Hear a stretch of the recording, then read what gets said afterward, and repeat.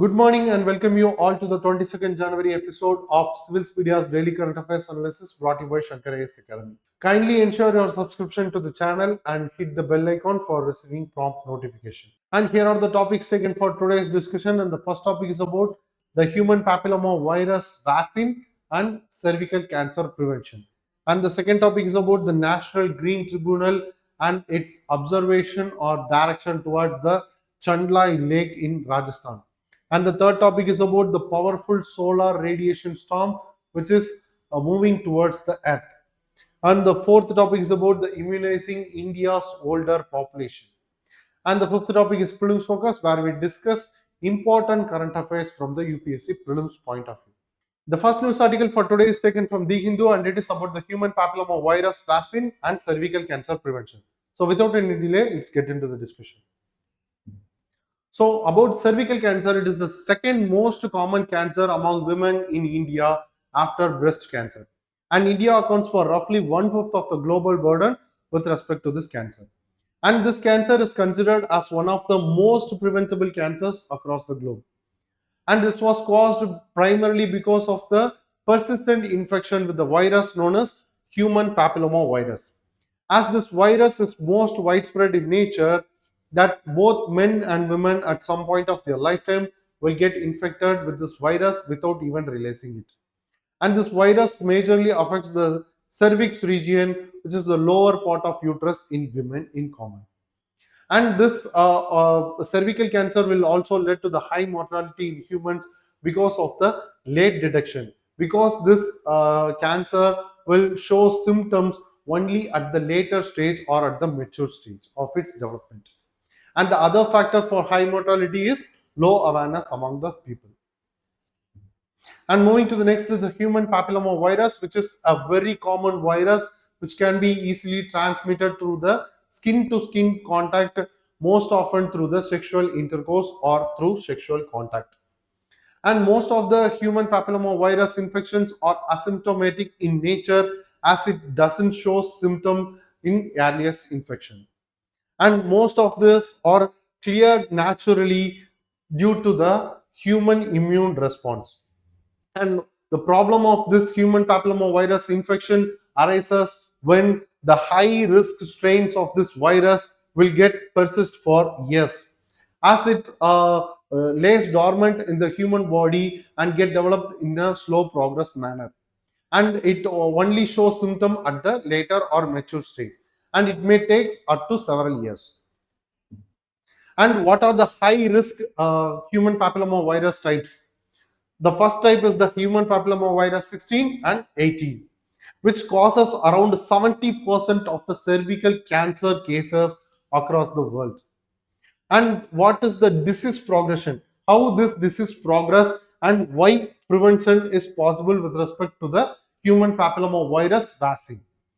So first we have to note about the disease progression.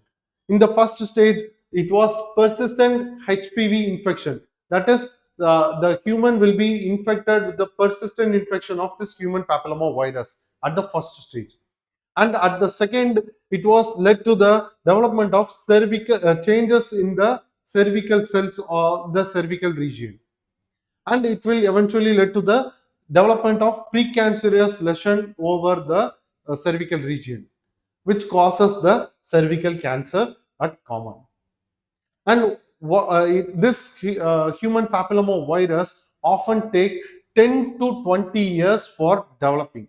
So this slow progression will allow for development of vaccination and screening for effective prevention of this human papilloma virus with and also the cervical cancer. And with respect to this human papilloma virus vaccine, what it do and what it does not do has to be noted, because it will be very important not only for the prevention of this cervical cancer but also for our UPSC prelims. So first, what it does, it prevents infection by high risk HPV strains. This high risk human papilloma virus strains will get prevented because of this vaccine, and it also acts as a prophylactic vaccine. So it is also a type of preventive vaccine or immunization vaccine. And it also reduces the development of precancerous cervical lesions around the cervix region, and also prevents the future cervical cancer risks. And what it does not do is also very important. This vaccine is not acts as a cure for existing human papillomavirus infection, and it does not act as a treatment for the cervical cancer. So these are all very important facts that needs to be noted for our UPSC prelims. So what are the eligible age groups that and the dosage recommended for the administering this vaccine? So the first recommended age was 9 to 14 years. Between 9 to 14 years of age, the vaccine has to be administered, because this shows this vaccine will shows the effective result before the vaccine got administered, before the children got entering into the phase of sexual maturity, or during the sexual phase. And it can be extended coverage, it can be extended to the age of up to 25 years. So this vaccine will also can be administered at the age of 25 also. And the recommended dosage usually was 2 dosage between 9 to 14 years, and 3 doses will be recommended for older age groups. And emerging evidence with respect to the single dose efficacy observed by the WHO, and it was not entirely approved by the WHO for public usage. And with respect to the global and national targets with respect to the elimination of this human papilloma virus, the WHO cervical cancer elimination strategy is like 90% will be covered through vaccination, and 70% through screening, and 90% through treatment. And the goal of this national target as well as global target is to make the cervical cancer a rare disease.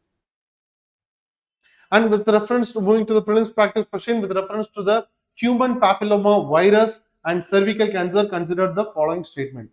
The first statement: persistent infection with the certain high risk human papilloma virus types is the primary cause of cervical cancer. Second statement: the HPV vaccine is used to treat existing HPV infections and cervical cancers. Third statement: cervical cancer prevention includes both HPV vaccination and regular cervical screening. Which of the statements given above are correct? So in this question, they have asked about the correct statement, and the first statement was correct because the persistent infection with the HPV types, high risk HPV types, led to the causage of this cervical cancer.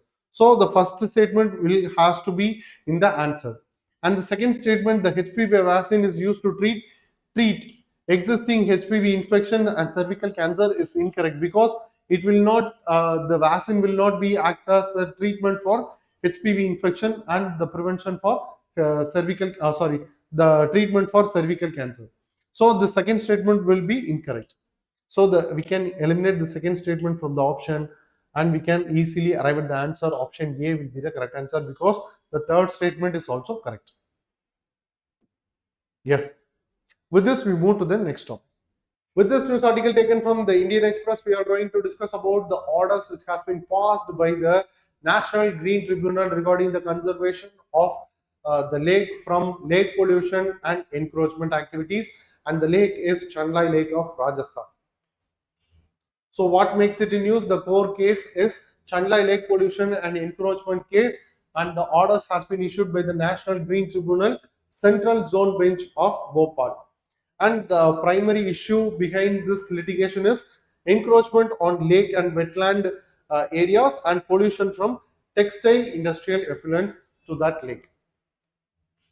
So what is the status of the lake at present? It has been declared as wetland in 2023 by the Rajasthan government. It is important to note here that it is not being accorded with the status of wetland of international importance under Ramsar Convention, and it is not a Ramsar site at all. So it is important that it has been declared only as a wetland by the Rajasthan government itself, and it is an 140-year-old inland water body with having the incorporation of a dam which was built in the lake in 1872, and it is also being a habitat for around 100 migratory bird species, so which makes the lake an ecological zone which is to be conserved properly. And what was the key observation that has been provided by the National Green Tribunal regarding the conservation of the lake regarding with respect to pollution and encroachment? Water scarcity is a national and global concern, so that the wetlands needs to be protected properly. And the construction near the wetlands are not necessity but driven by commercial value. So increase the saleability of the land, the real estate enterprises as well as the business mans who are involving in the selling of land will lead to the encroachment of lakes and other water bodies, will lead to the increase in the saleability and also the economic value of a particular individual. So it is not a necessary activity which will cause a greater impact over the ecology of that area. And the encroachment near the water bodies will also increase the risk of flooding and also creates an imbalance in the ecology, and it is an elite driven mindset which is development threatens the nature of lakes, rivers, wetlands and even forest. And what was the constitutional and legal basis around the orders passed by the National Green Tribunal? The first and foremost article is the Article 21 of Indian Constitution, which is right to life. Apart from right to life, it also involves the includes the right to have a clean and healthy environment. So it is an important fact that needs to be noted for UPSC prelims. So apart from this right to life, it also includes right to clean and healthy environment. It is also having the purview under the environment, and it also has the protection of the water bodies, biodiversity and ecological balance. And it also further stated that the public authorities are needs to be held accountable and no immunities to be provided for actions violating the environmental laws by such authorities. And what was the functions of the traditional water bodies are also being stated by the National Green Tribunals regarding this case. And the NGT has stated that the traditional water bodies acts as a water aquifer recharges, or it will replenish the aquifers underground. So it will act as a groundwater recharge and acts as a drinking water source, and it also made the flood moderation activities, and it also adequately supports the biodiversity over that ecosystem and also supports the livelihood over that region. And what was the directions issued by the National Green Tribunal? First is the immediate demolition of illegal constructions and structures violating wetland rules. And second is the cost to be borne by the municipal corporation. So it is stated that the municipal corporation needs to bear the amount which was incurred for the demolition of the encroachments, and the restoration plan needs to be devised by this municipal corporation itself and also being approved by the state wetland authority and state pollution control boards. And the environmental compensation needs to be provided has been recovered as per rules and used only for lake restoration purpose. So moving to the question with reference to the National Green Tribunal and wetland protection in India, consider the following statements. First statement, the right to a clean and healthy environment has been read into Article 21 of the Constitution. Second, wetland conservation and management rules prohibits construction and encroachment in notified wetlands. Third statement, environmental compensation imposed by National Green Tribunal can be utilized for purposes unrelated to environmental restoration. Which of the statements given above are correct? So in this question they have asked about the correct statement, and the third statement was incorrect because the environmental compensation imposed by the National Green Tribunal will have to be spent or utilized for the restoration of environment itself. So it is not correct. So we can eliminate the third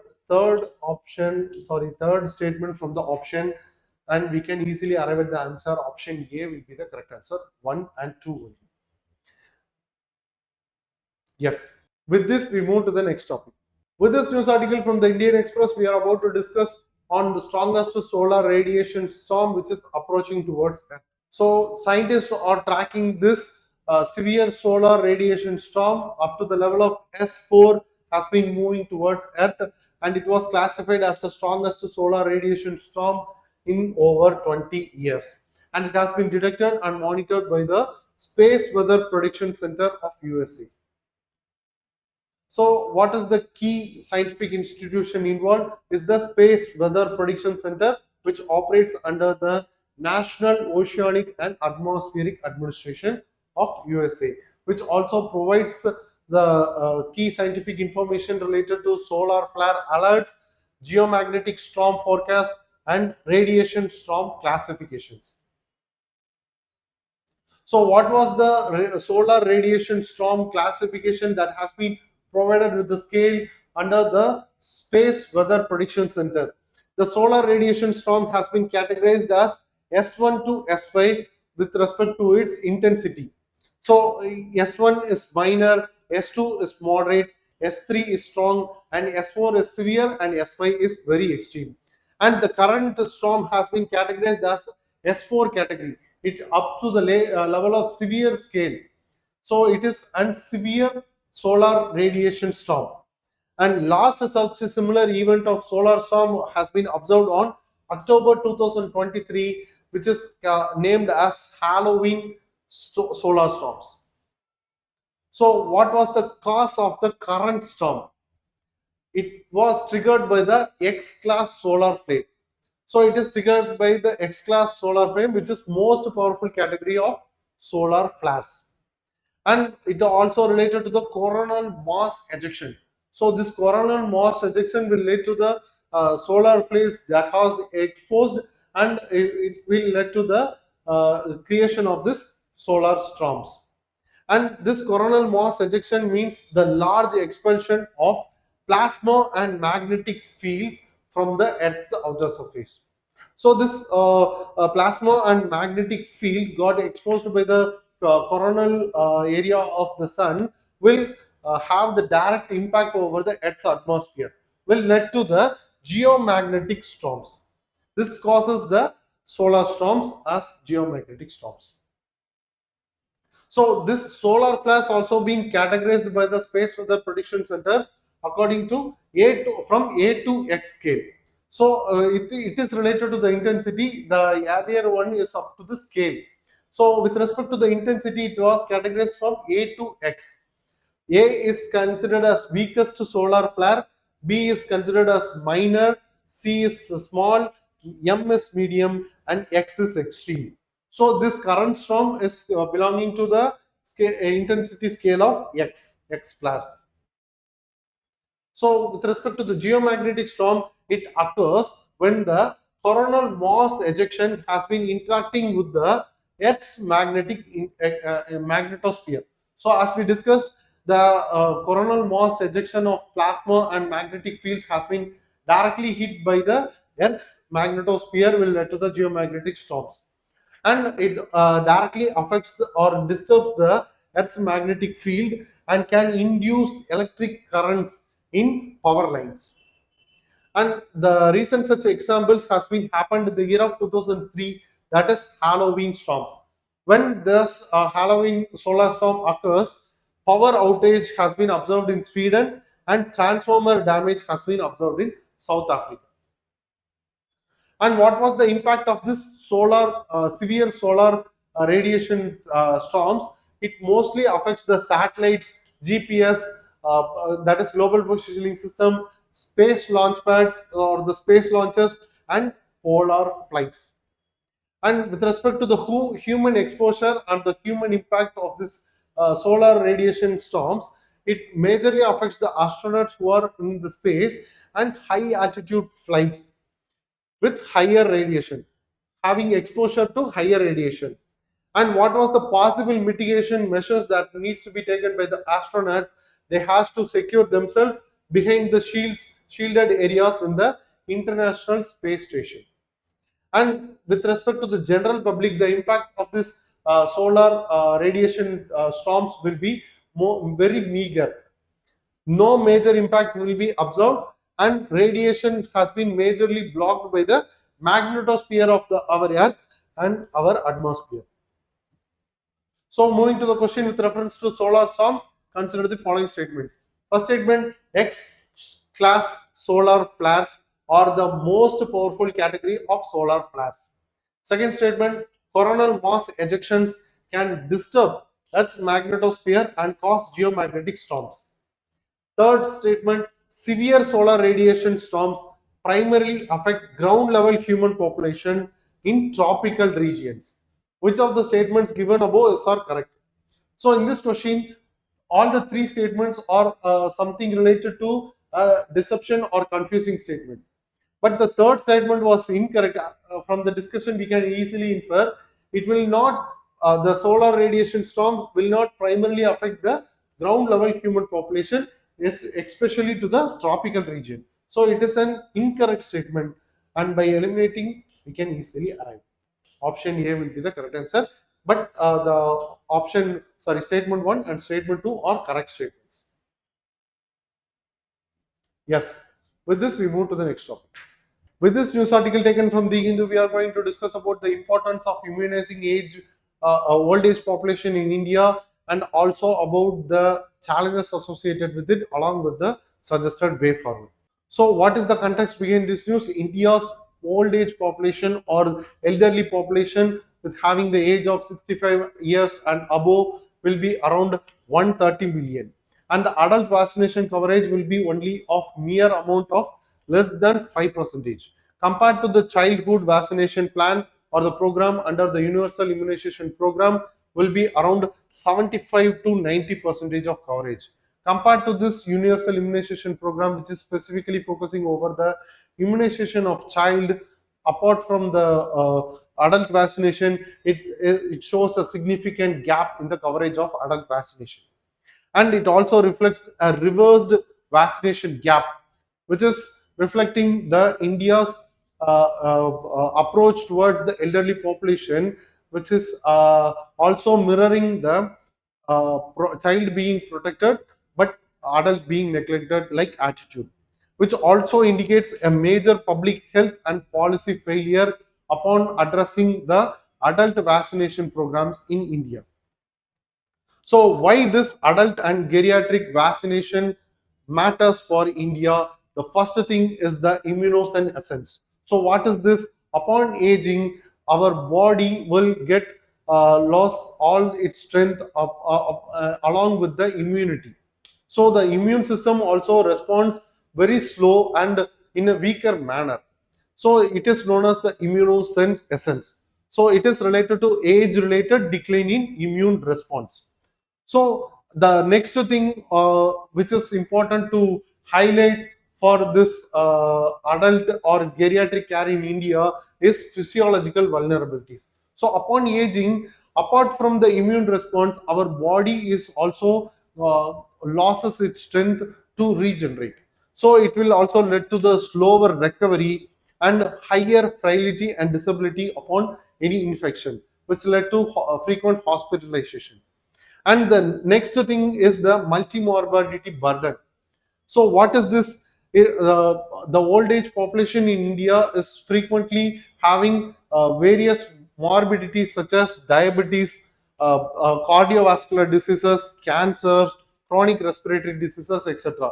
So they are very vulnerable to get affected by any of the infections frequently. So the next thing is mortality shift. So the infections will worsen, which led to the chronic disease. So it is unavoidable to get the chance of being died because of the infection. So what are the key vaccine preventable risks in old age population with respect to India are: the first thing we need to address is the influenza, which is being frequently prevailed over the Indian territory. So it will be affecting or infecting the old age population in India in a year-round manner, because in temperate region or the temperate zone where the influenza's infection will be only prevailing over the winter season, but in India it is prevailing over all round the year. It will also be prevailing in monsoon and winter peaks also. And the vaccine effectiveness around the age of 65 and above will be around 38 to 57 percentage against hospitalization. And with respect to the pneumococcal disease, the case fatality rate will be around 20 to 25 percentage in the age gap of 65 years and above, with having the higher rate compared to the younger population, which is around 5 to 10 percentage only. And with respect to the infection of herpes zoster or shingles disease, the lifetime risk will be around 30 percentage in common population, but it was higher in 50 as 50 percentage in the old age population with having the age of 85 years and above. And this Shingles vaccine will shows more efficacy towards the adult for vaccination by preventing this disease. It having the efficacy of 90 percentage even on adult or the matured old age population having the age above 70 years. And what are the systemic gaps that persist in India upon adult vaccination? The first is the policy vacuum. There is no specific policy for covering the adult population or geriatric care.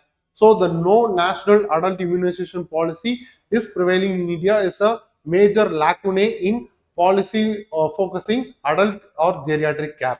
And the second is service delivery gaps. What does this means? Adult vaccination not embedded in the primary health care. So it is also showing a significant gap in addressing the health care of adult people. And the economic barriers is also persisting in the healthcare with related to adult immunization. So high out of pocket cost. So if it was provided with the provision of government, it was not it is come along with the primary health care, which is come under the universal immunization program too, but it was not provided as such. So the adult or geriatric people needs to have the out of pocket expenditure towards vaccination. And the awareness and hesitancy is also prevailing in the Indian territory upon the old age population. Not 100% effective, not useful, like misconceptions has been prevailing over the Indian population or specifically to the old age population, which makes the hesitant to take vaccines. And weak surveillance and data availability is also a significant gap in India's adult immunization strategy. And what are the global best practices and policy lessons that needs to be learned for incorporating the adult immunization is that the first thing we need to note is the recommendations or the provisions guidelines provided by WHO, World Health Organization. Age and risk based vaccination approach needs to be taken. And the second is the Center for Disease Control and Prevention under USA's ACIP. Routine adult immunization schedules integrate with geriatric care. And the third is the high income countries. In some high income countries, they follow adult vaccination as a part of primary health care. So this will be a viable solution that needs to be incorporated into the Indian environment for effective delivery of vaccination in adult population. And the key principle that implies with this global best practice is that even the moderate vaccine effectiveness will lead to the drastic reduction of death and hospitalization of old age population. So, what are the opportunities and policy pathways that are laid before the India or the policy integration? Include adult vaccine in primary and geriatric care. As we discussed earlier, we need to include or incorporate the adult vaccination program into the primary healthcare activities. And the service delivery innovation also needs to be enhanced, such as developing the mobile clinics, home-based vaccination needs to be enhanced, and community centers has to be developed. And the other thing we need to address is the cost effectiveness. So preventive care costs around 10 percentage, which is less than 10% 10% is spent on the treatment cost. So the preventive care is more important to prevent the old age population being hospitalized. And behavioral nudge is also an important opportunity for India to develop. So what is this? Frequent SMS reminders on taking vaccination regarding any of the infections, and also senior citizen association has to be integrated for effective delivery of information to the old age population. And the cold chain and logistic mechanism also needs to be elevated.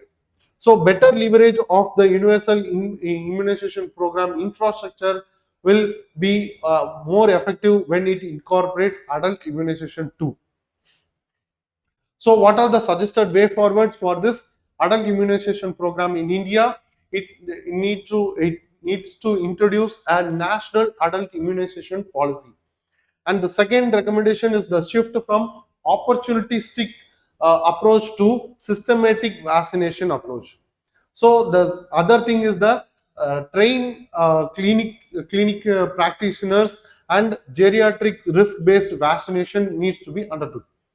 And also strengthening the surveillance and epidemiological data has to provide a viable data for effective addressing of the adult immunization in India, and treating the vaccination as an investment in dignity, independence, and productivity of old age population in India.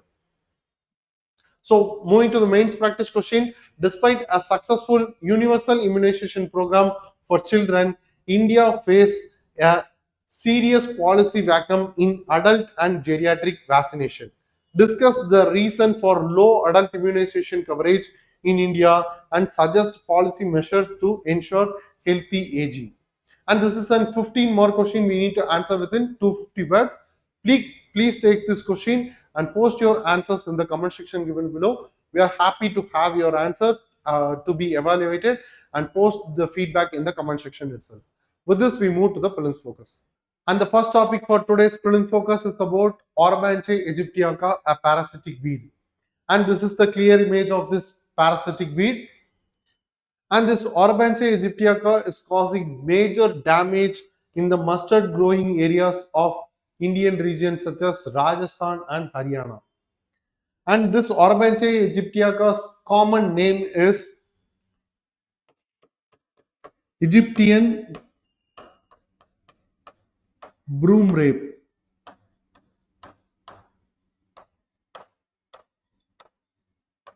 And in the northwestern part of India, it was called as Margoja.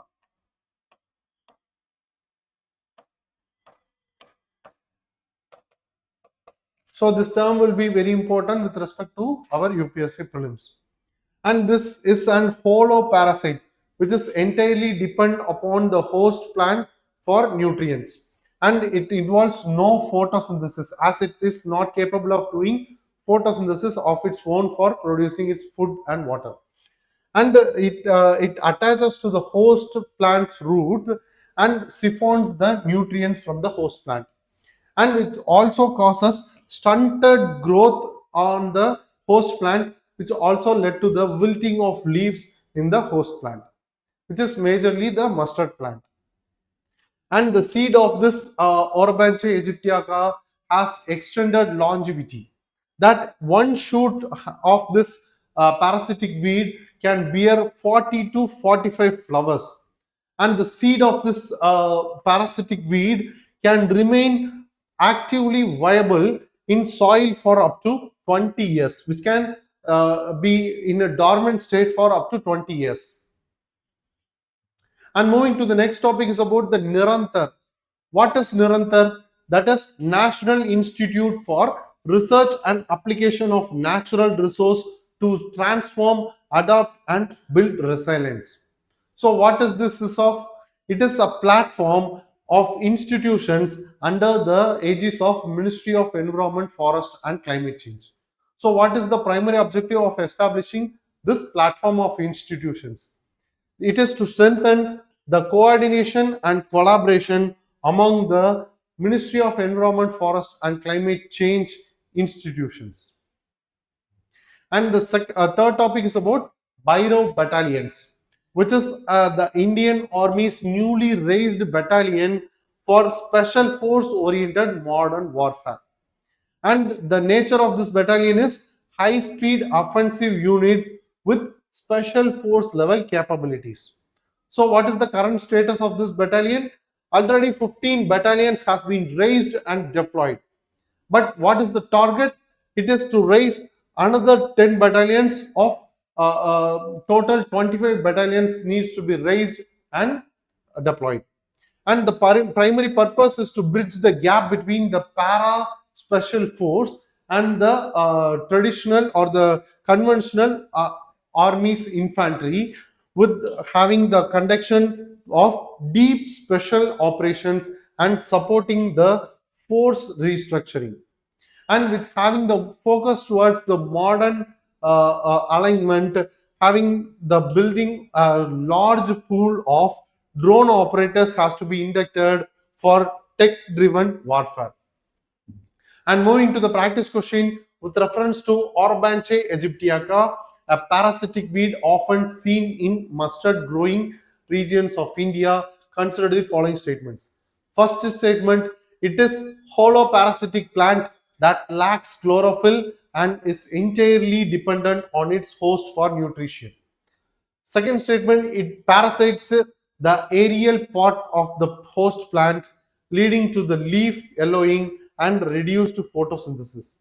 Which of the statements given above is or correct? So in this question also they have asked about the correct statement, and the first statement was correct because it is a hollow parasitic plant and having the no provision for creating its own photosynthesis, and it lacks chlorophyll also, which is entirely dependent on the host plant for nutrition.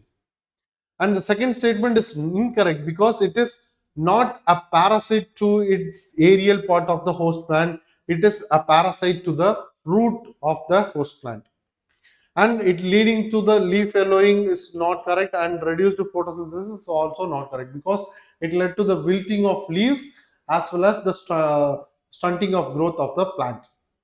And the answer for this question, second statement was incorrect, so the first statement was correct, and the answer will be option A. Yes, with this we came to the conclusion of this video. Hope you guys like the video. Please share your positive comments and suggestions in the comment section given below, and share the video to your friends, and don't forget to hit the subscribe button and bell icon for receiving on-time notification. Thank you for watching us. Have a great day.